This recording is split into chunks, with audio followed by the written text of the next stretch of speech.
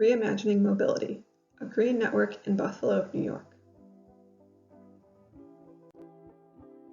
As we design for a future rocked by climate change, it becomes imperative to reassess many conventions of our day-to-day lives. Vehicular transportation accounts for the majority of fossil fuel consumption in the US, and current emissions goals fall short of meaningful change. It's time to radically change our priorities and rethink mobility. The Green New Deal calls for an overhaul of our transportation systems, and in looking ahead to 2050, we can begin to imagine this new normal as we examine transportation in Buffalo, New York, beginning with the neighborhood of Hamlin Park. Hamlin Park is a densely developed and densely populated community stronghold that has been characterized by its proximity to two major freeways. Built atop the buried Scajacquada Creek, this predominantly Black neighborhood is a registered National Historic District with a community that has withstood the downturn that afflicted much of Buffalo. While Hamlin Park has maintained a thriving community and dense occupancy, its residents suffer from a poverty rate of nearly 41%, which is nearly 4 times the national average and higher than Buffalo overall. Historically, Hamlin Park was situated along the Humboldt Greenway, part of Frederick Law Olmsted's first coordinated system of public parks. It was also well served by the city's streetcar and bus system. Hamlin Park also has a rich history of cycling. It was home to a large bicycle track situated in the southwest part of the neighborhood, which held races during the 1888 International Fair. Today, the neighborhood is strongly characterized by the Kensington Expressway and the Scajacquada Expressway, which demolished and paved over the historic Humboldt Greenway in 1961 to create a sprawling freeway belt that bisects Hamlin Park and cuts it off from the surrounding city. These expressways concentrate air pollution in the neighborhood, which places residents at increased risk of asthma, lung disease, and developmental disorders. The neighborhood is served by 4 city bus lines. However, the bus system is rated poorly, ranking 63 out of 100 nationwide, and scoring particularly badly for its aging infrastructure, as well as for price of fare as compared to mean area income. A single light rail does run along the northwest edge of the neighborhood, but it is not connected to a larger rail network and only runs along one road. Despite suffering the negative effects of the freeway placement, over 1/3 of Hamlin Park residents don't have access to a vehicle and don't use the freeways. This is compounded by the lack of amenities within a reasonable walking radius. There are 2 child care facilities, but no grocery stores, laundromats, medical facilities, parks, or public outdoor space within a 10-minute walk. If we expand that to a 10-minute bike ride, residents can access 2 grocery stores, 2 hospitals, and a laundromat, but many of these are on the other side of the freeway, which is an imposing physical barrier that sits below grade through most of the neighborhood, further limiting access. In looking at bikeability, Buffalo as a whole is rated very poorly. There is very limited infrastructure dedicated to bicycles, and most surface streets have traffic flows and speed limits that make them very unfriendly and high stress for cyclists. Hamlin Park is no exception. There is only 1 bike lane in Hamlin Park, and it is a conventional bike lane that runs along the freeway. All other surface streets are rated as very high stress for cyclists. In thinking about the history of Hamlin Park and the future in 2050 under the Green New Deal, how can we rethink mobility to better serve this community?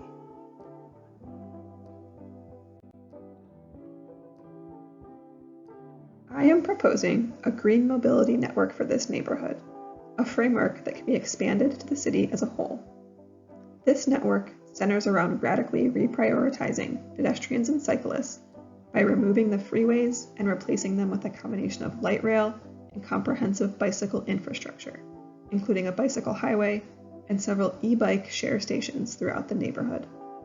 In addition, this plan calls for the phased closure of residential streets, new amenities such as grocery stores and laundromats to be built within walking distance, and new parks to weave together with greenways to simultaneously bring nature into the neighborhood and restore connectivity outward. The Green Mobility Network proposes nearly 260 acres of parks, greenways, and urban forests. The plan calls for planting nearly 16,000 trees, which together have the capacity to clean the air of 6,000 pounds of sulfur dioxide, 10,000 pounds of nitrogen dioxide, 5,000 pounds of ozone, and 4,000 pounds of particulate matter. The combination of drastically reducing traffic through this neighborhood while also increasing green space and trees means better air quality and healthier residents. The main tenet of the Green Mobility Network is increased connectivity. This is accomplished by the three key components of public transit, greenways, and bicycle infrastructure. As part of this master plan, I am proposing a citywide light rail network to ensure mobility and connectivity for all residents. This plan also reconnects the neighborhood to the historic park system and greatly improves bikeability through the neighborhood with over 8 miles of dedicated and protected bike lanes that have the potential to be expanded throughout Buffalo as a whole. The core of this master plan revolves around a Freeways to Greenways initiative.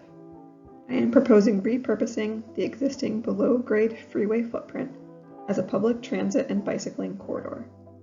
Light rail travels along one side of the greenway, separated from the bike highway and pedestrian trails by a vegetated buffer. This buffer can be used for recreation, and as light rail unfolds across the city and city buses are decommissioned, they can be repurposed as pop-up shops, bike repair stations, and cafes along this new transportation corridor. They will not only serve the users of this greenway, but will also become a historical marker and a nod to our collective past.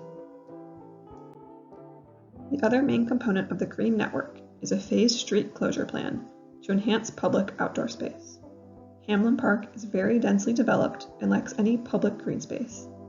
By bringing nature into the neighborhood, we can create a public-private stewardship of outdoor space.